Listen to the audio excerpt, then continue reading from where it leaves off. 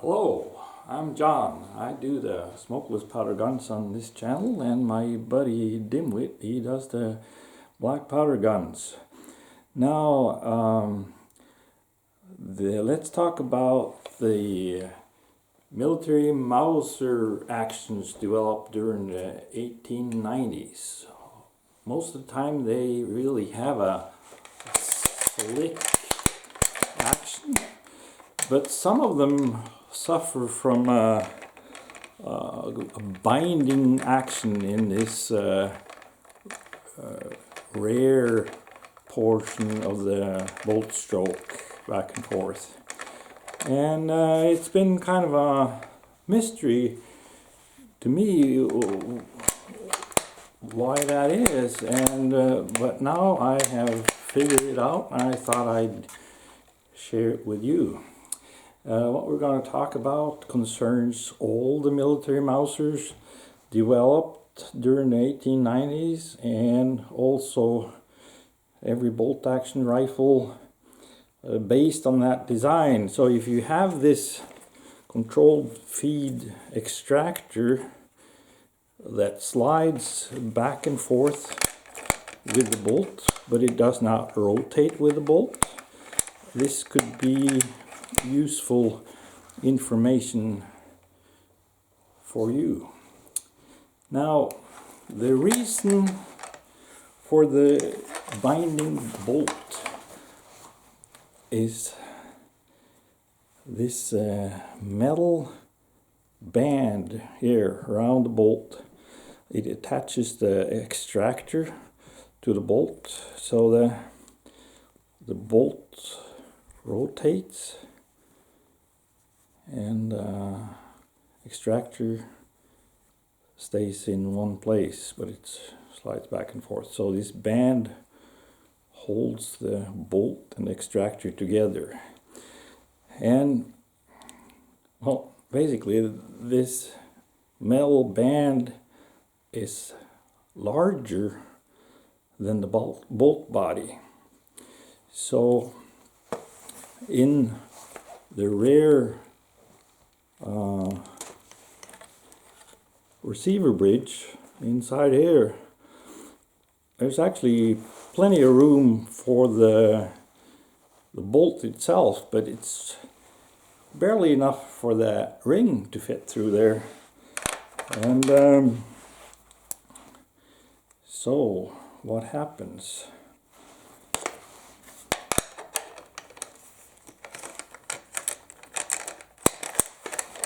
So you can see there's a lot of wiggle here. So when you pull on your bolt handle, it's gonna kind of move like this, tilt back and forth, and it's got plenty of room for that, but that steel ring in there fills the space inside the rear bridge here, and it kind of wedges in there, and you get a lot of force on that bolt because the bolt itself is long, and you got this bolt handle sticking out, and it doesn't pull straight back and forth. So a lot of time when you have this problem with these rifles, you can push the bolt back and forth holding on to the rear portion of the bolt, and doesn't have a problem at all. But once you start pulling back and forth on the bolt handle, that's when the problem occurs.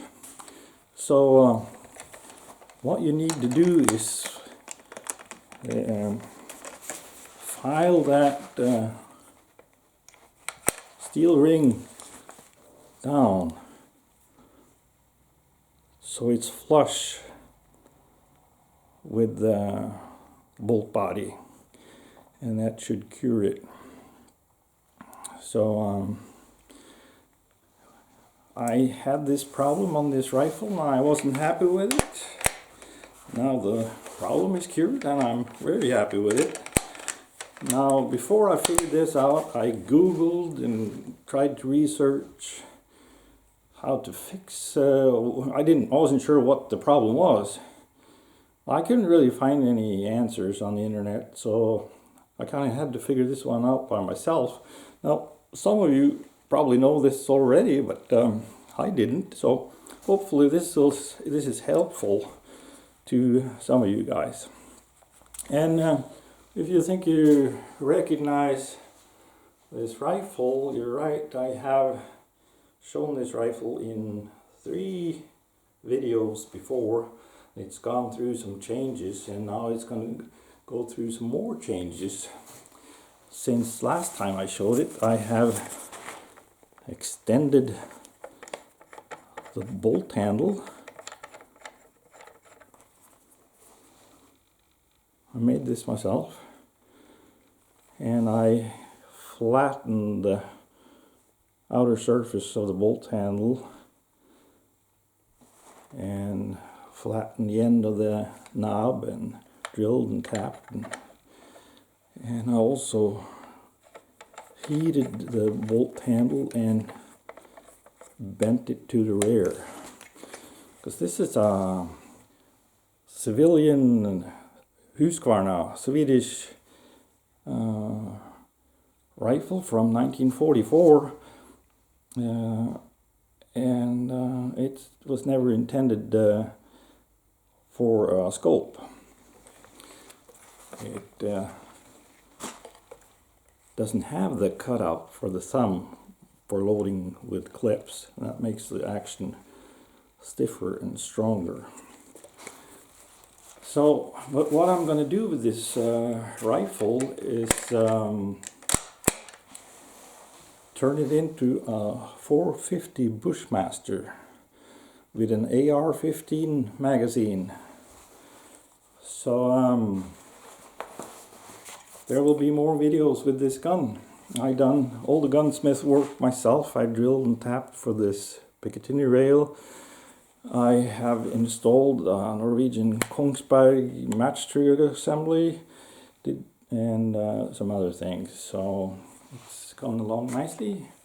But I'm going to need some help from a proper licensed gunsmith to help me with the barrel. So nice project. So I hope this was helpful to some of you. And if you haven't seen my videos already, maybe you want to check out my list of videos, and